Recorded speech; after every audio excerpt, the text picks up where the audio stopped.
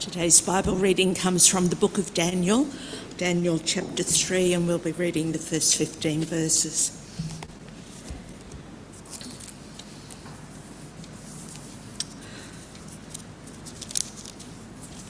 King Nebuchadnezzar made an image of gold, 90 feet high and 9 foot wide, and set it up on the plain of Dura in the province of Babylon.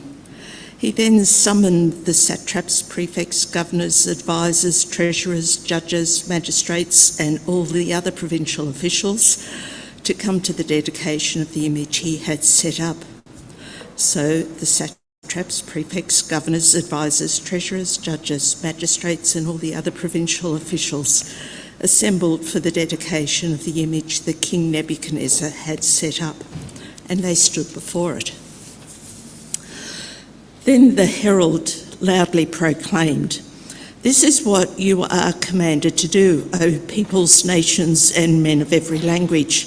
As soon as you hear the sound of the horn, flute, zither, lyre, harp, pipes, and all kinds of music, you must fall down and worship the image of gold that King Nebuchadnezzar has set up. Whoever does not fall down and worship will immediately be thrown into a blazing furnace." Therefore, as soon as they heard the sound of the horn, flute, zither, lyre, harp, and all kinds of music, all the peoples, nations, and men of every language fell down and worshipped the image of gold that King Nebuchadnezzar had set up. At this time, some astrologers came forward and denounced the Jews. They said to King Nebuchadnezzar, "O king, live forever.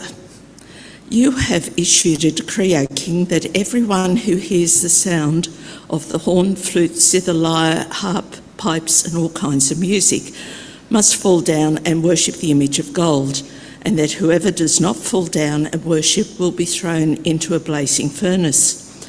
But there are some Jews whom you have set over the affairs of the province in Babylon, Shadrach, Meshach, and Abednego, who pay no attention to you, O king. They neither serve your gods nor worship the image of gold that you have set up."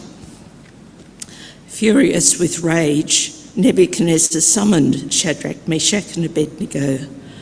So these men were brought before the king, and Nebuchadnezzar said to them, "Is it true, Shadrach, Meshach, and Abednego, that you do not serve my gods or worship the image of gold that I have set up? Now, when you hear the sound of the horn, flute, zither, lyre, harp, pipes, and all kinds of music, if you're ready to fall down and worship the image I made, very good.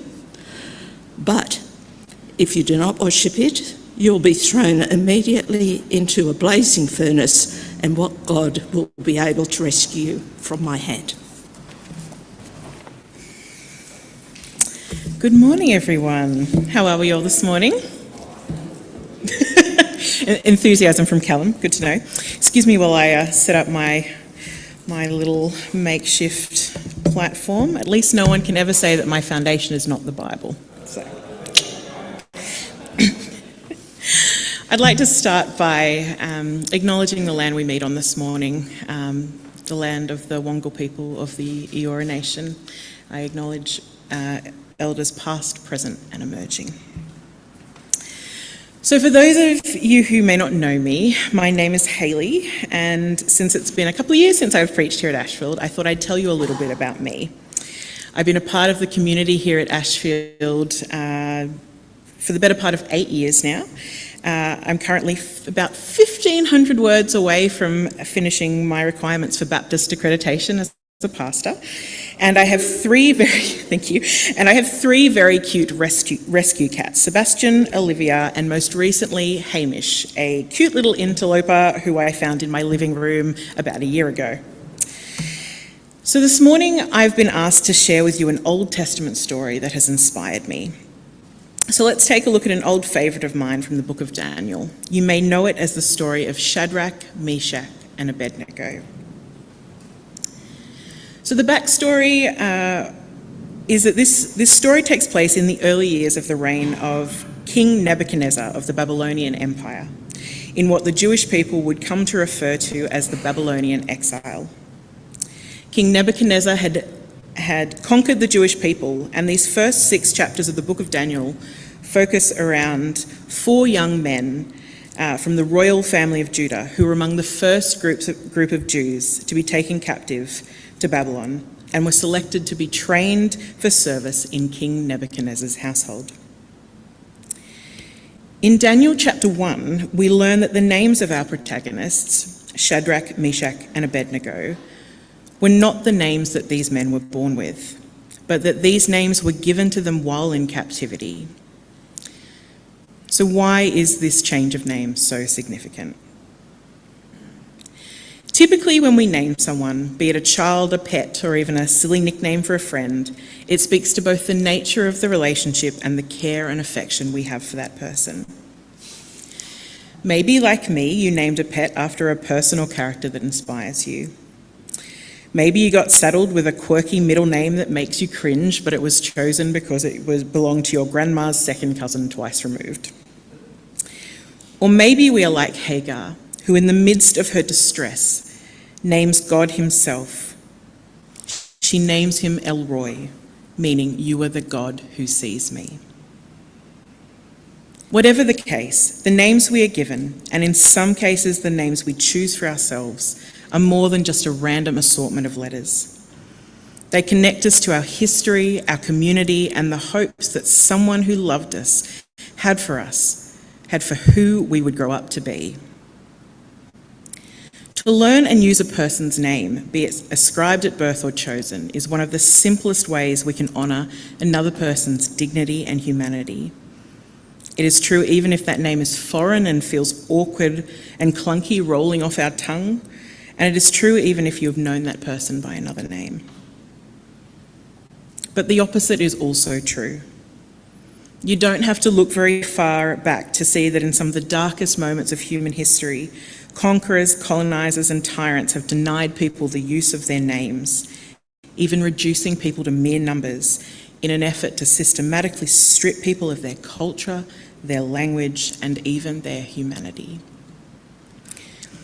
In Australia, we shamefully did this during the Stolen Generation when we tore Aboriginal children from their families and communities and gave them anglicised names. In Cambodia, the Khmer Rouge did this to the captives of the S21 prison, and the Babylonians did this when they took these young Jewish teenagers captive, taking them away from their homelands and giving them Babylonian names. In Hebrew, the name Hananiah means Yahweh has shown grace. To him was given the name Shadrach, meaning the command of Aku, the moon god. Mishael means who is like unto God. To him was given the name Meshach, meaning who is like unto Aku. Azariah means the Lord has helped. To him was given the name Abednego, meaning servant of Nebo. In taking them from their country and taking them from them their names, King Nebuchadnezzar did everything in his power to strip them of their Jewish identity and turn them into good Babylonians, fit for the king's service. And yet, at every turn, Hananiah, Mishael, and Azariah, along with their friend Daniel, sought opportunities to subvert this, their forced assimilation, and to honour and bear witness to their God. At first, they managed to dissent in ways that don't garner much attention. They strike a deal with a guard, someone low down on the political food chain, which allows them to eat a simple diet of water and vegetables rather than defiling themselves with the lavish royal food and wine. Now, I can't say personally I would have made the same choice, but respect where respect is due, and God honoured their continued faithfulness by giving them great knowledge and understanding. Up until this point, the young Jewish captives had managed to find subversive ways to survive in a hostile land while retaining what they could of their Jewishness in faithfulness to God. But in the wake of King Nebuchadnezzar's troubling dream in chapter 2, everything changes. King Nebuchadnezzar summons all the magicians, enchanters, sorcerers, and wise men and asks them not only to interpret his dream, but to tell him what he had dreamed, to prove their honesty. Then he says, "If you do not tell me what my dream was and interpret it, I will have you cut into pieces and your houses turned into piles of rubble. But if you tell me the dream and explain it, you will receive gifts from me and rewards and great honor. So tell me the dream and interpret for me." I don't know if you've ever had a boss with deeply irrational expectations, but surely this has got to take the cake. This is not a rational man. King Nebuchadnezzar is a brute and a bully who expects the impossible and will not hesitate to put to death his closest advisors. So when the baffled astrologers tell him that no one on earth can do what the king asks and that the task is too difficult, the king flies into a rage and orders the execution of all the wise men in Babylon. This is when Daniel, known to the king then as Belteshazzar, Daniel meaning my judge is God, known to the king as Belteshazzar, prays to the God of Israel to reveal the dream and its meaning to him, so that he might save his life and the life of his friends. But he does more than that. Daniel uses his audience with the king not only to tell him his dream and its meaning, but to tell the king, this very dangerous, very egotistical man, exactly from whom this revelation came. He uses this opportunity to witness to his captors about the God that he and his friends have been all but ordered to forget. Daniel describes the king's dream. Actually, could we go back a slide, Brett, please? Daniel describes the king's dream, the enormous dazzling statue with a head made of pure gold, its chest and arms made of silver, its belly and thighs of bronze, its legs of iron, and its feet made of iron and baked clay. Daniel prophesies that the mixed mediums of the statue represent King Nebuchadnezzar's own kingdom, the head of gold, and all the kingdoms that would follow, destroying one another until God established his own everlasting kingdom. For a moment, the king's hard heart softens. He falls prostrate before Daniel. I'm being careful because I have gotten that one wrong before. Declaring, "Surely your God is the God of gods and the Lord of lords, King of kings and revealer of mysteries, for you were able to reveal this mystery." I wonder if the great honour the king extends to Daniel might have included using his real name, his Jewish name. Could this be why we still know him by his Hebrew name while his friends carry their Babylonian names? And yet, while the king initially praises the God of Daniel, rather than it taking root, this seed of truth gets lost, drowned out and smothered by the king's own ego and desires, what we might in Christianese call falling on thorny or rocky soil. Now, it's not clear how much time, if any, passes between chapters 2 and 3 of Daniel, but by this time, the king's fervour for the God of Israel has vanished. He still believes the prophecy, but rather than choosing to honour or worship God, rebels against him, ordering a statue made fully of gold and roughly the size of the Christ the Redeemer statue in Rio de Janeiro, apparently, in honour of his own kingly reign. Now, I'm sure you'll remember how this story ends. It is, after all, one of the Bible's greatest hits. God swoops in and saves the day, and Hananiah, Mishael, and Azariah are spared a horrible fate due to their unwavering faithfulness. And yet sometimes I think that when we come back to familiar stories, already knowing the spoilers of who lives, who dies, and who commits adultery with whom, I think we risk taking for granted the fact that the women and men living these stories didn't know how they were going to end. They were living in the grit and the tension of hope and uncertainty as it unfolded before them and through them. So in the spirit of trying to harness a little of this tension, I invite you to take a moment to picture yourself in the story of Daniel chapter 3. You are a refugee and a captive in a foreign land and a follower of Yahweh. You believe in one God, the Creator God. And yet even your true name, which gave glory to the God of Israel, has been replaced with one that proclaims another nation's false gods. The king summons all the officials in the region for the dedication of his statue. It is hulking and fearsome, much like the king and the gods he worships. The king's herald proclaims, "Nations and peoples of every language, this is what you are commanded to do. As soon as you hear the sound of the horn, flute, zither, lyre, harp, pipe, and all kinds of music, you must fall down and worship the image of gold. Whoever does not fall down and worship it will immediately be thrown into a blazing furnace." Talk about incentive. I'm sure that would light a fire under your... maybe not. If you're someone who likes a loophole, the king doesn't seem to mind if you worship Yahweh in addition to his statue. After all, he worships many gods. But Yahweh sees it differently.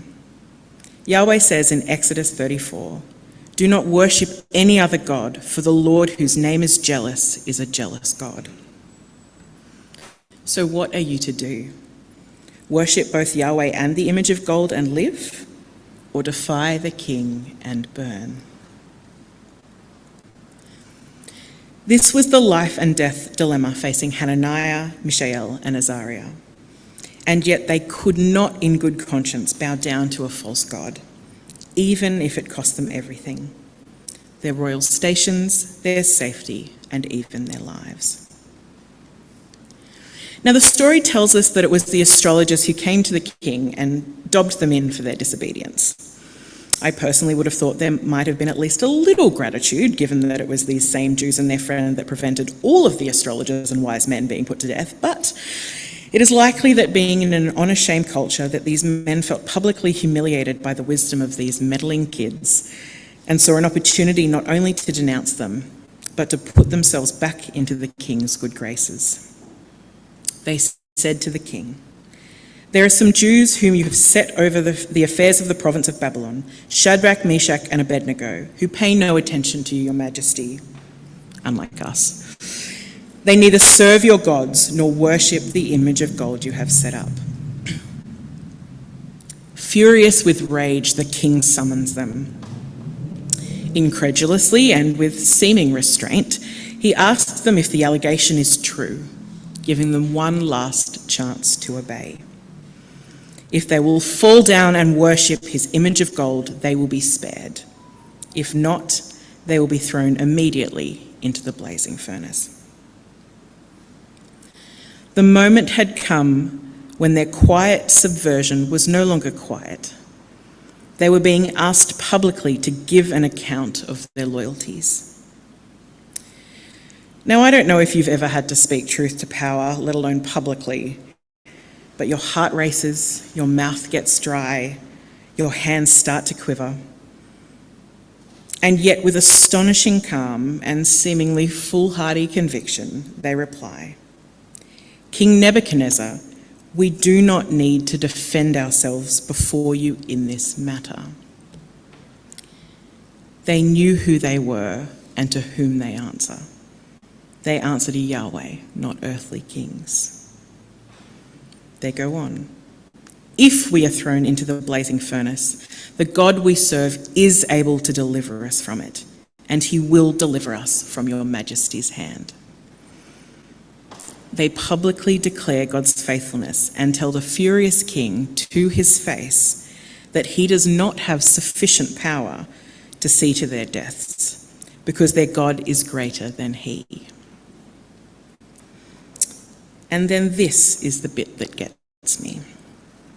They go on to say, "But even if he does not, we want you to know, Your Majesty, that we will not serve your gods or worship the image of gold you have set up." But even if he does not. Now, the king is so enraged by this that he orders the furnace 7 times hotter than usual. I know that we shouldn't throw around the term narcissist, but this guy is so angry in the face of perceived disrespect that is polite refusal to bow down to his every whim, that he sacrifices a group of his own valiant warriors just to extra kill these 3 men. I mean, wouldn't regular fire be enough? But this isn't just about killing them. It's about making an example of them and stomping out any other seeds of dissent that may have been brewing among his subjects. And so, firmly tied, Hananiah, Mishael, and Azariah fall into the blazing furnace. I know the showstopper moment in this story is supposed to be when, rather than perishing, Hananiah, Mishael, and Azariah are seen to be unharmed, walking around in the furnace with an angel of the Lord. It's pretty miraculous, right? The king praises the God of Israel and issues yet another decree, that the people of any nation or language who say anything against the God of Shadrach, Meshach, and Abednego be cut into pieces and their houses be turned into piles of rubble, for no other God can save in this way. Which, look, heading in the right direction, but still a little zealous and violent for my taste. And yet, time and time again, the part of this story that most deeply moves me is this declaration, amid great trial and persecution, that God is good and worthy of our praise, irrespective of the outcome. Their faith is such that they know who their God is. He is King of kings, Lord of lords, mighty deliverer. And yet, they acknowledge the possibility that God, in his goodness, may choose not to spare their lives. They are declaring that even if God doesn't do what they want him to do, even if they don't understand his grand plan, whether he saves them or not, God will still be good and still be the only one worthy of their praise. Of course, we have the spoilers. We know the end of the story. We know that God shows up in a mighty way. But they didn't have that certainty. They couldn't skip to the last page and know how the story was going to turn out. But it didn't matter. Even in their darkest hour, they had such unwavering confidence in the omnipotence and the benevolence of God that whether they lived or died had no bearing on how they understood the goodness of God. Don't you find that remarkable? Now, I realise when the potential martyrdom of biblical figures is the barometer, it can seem crass to compare our troubles. But in a lifetime, we will encounter moments, if we haven't already, that will test our resolve, and where we ask ourselves, can God still be good if? Is God still worthy of praise if? What if my father and mother forsake me? What if I pray for healing and it doesn't come? What if, heaven forbid, I have to bury one of my children? What if I work all of my life only to end up with nothing? What then? Back in 2010, when I was 20 years old and had been a Christian for just on a year, I participated in an immersive year of discipleship called the Plunge Gap Year at Morling College. We surveyed the Old and New Testaments, wrestled with theology and Christian ethics, and through a smorgasbord of community engagement opportunities, explored what discipleship looked like in a range of contexts, and practiced learning to recognise where God was already at work. We helped run chapel services and juvenile detention centres, spent time in community with people who were in active addiction and or sleeping rough, and travelled to Cambodia, where we visited the killing fields and learnt about the horrors of the Khmer Rouge. For me personally, I came into that year hungry to learn more about Jesus and my newfound faith, as well as searching for community. That year had a lot of growing pains for me, a lot of aha moments and a lot of triggers. Oh, so many triggers. But if I had to pick an overarching theme for that year, one defining learning curve, it would be my searching for and wrestling with a theology of suffering. How could God be good when I had observed so much suffering in the world and had experienced so much heartache in my own life? And then one day, late in the year, when I was sitting in the library at college working on an assessment, I got a phone call which changed my life. On the other end of the phone was a doctor who told me that I should make my way to the hospital because my mother was dying. She was only 47. And after my initial collapsing into a puddle of tears, I dusted myself off, grabbed my Bible, a phone charger and my toothbrush, and set out on one of the darkest journeys of my life. And yet all of a sudden, this past year that I had spent wrestling with a theology of suffering and learning to reconcile God's goodness with deep, inexplicable pain made sense. God had been teaching me to hold on to him even when the night seemed darkest, even when I couldn't see his hand, let alone understand his plan. To borrow a phrase from Dale Ralph Davis, Christ did not keep them out of the furnace, but found them in it. And as the days and weeks rolled by after my mum passed away, more pieces of the puzzle fell into place. Moments of clarity where, looking back, I could see God's graciousness in preparing me for what was about to happen. There was the beautiful and profoundly unexpected moment of healing and forgiveness in my last interaction with my mum. There was also remembering that this actually hadn't been the first time I'd been told to say goodbye to her. That once before, when I was just 12, my grandparents had pulled me out of class to go and say goodbye. Back then, I wasn't even sure I believed in God, but I remember praying that day.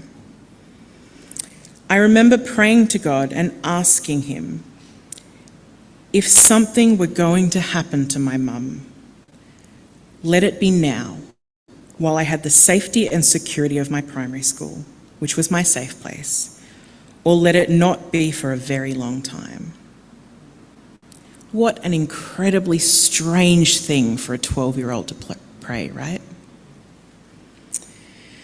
It was as though I sensed quite rightly that high school was not going to be the same sort of nurturing environment that my primary school had been, and if I was going to face this, I would need an environment where I felt safe and supported. And so, in the wake of my mum's death, as I reflected on my time in the plunge gap year, part of this small, intimate group of meandering travellers wandering this road of discipleship together, I realised that this had been the first time since I was 12 that I had been part of a community where I felt truly seen, held, and loved. Christ didn't keep me out of the fire, but he did find me in it. So what do I want to leave you with today? Well, we've spent the last little while talking about blazing hot furnaces, so I want to leave you with some ice to mull over as you head into your week. I know it's lame, but it's very Baptist, so, get on board. Firstly, identity and resilience. Recognising naming as an act of resistance. I encourage you to think about your name. What does it mean? Does it connect you to your family or your culture? What does it mean to you? Do you know the Aboriginal name for the land that you live on? If you don't, I encourage you to find out and reflect on what knowing and using that name might mean to Australia's First Nations people. Do you know someone who uses an English name to make things easier for Anglo people? Maybe you could ask them if that is their preferred name or whether they'd rather be known by another name. Second, courage under fire. The value of speaking truth to power, even when it costs us. In life, we are going to come across situations where our intuition and every fibre of our being tells us that something is wrong. And while I hope for all of our sakes that this is never a matter of life and death, I encourage you to reflect on where in your life there might be opportunities to be courageous. to have uncomfortable conversations for the sake of healthier relationships, to speak truth to power even when your voice shakes, and to know your boundaries, to stand up for what you believe in, and to not let yourself be coerced into acting like or becoming someone who you are not. In other words, what I like to call the meatloaf principle. I'd do anything for love, but I won't do that. I know you appreciated that, Cal. And last but not least, enduring hope, to trust in God even when the night seems darkest. At the risk of sounding trite or saccharine, my hope and prayer for you is that even in your dark night of the soul, that God might instill in you a peace that allows you to say, the God we serve is able to deliver us, and he will deliver us. But even if he does not, even if he does not save us from the furnace, even if he does not cure our illness, or even if he does not save my mum, our God is still good and worthy of all praise.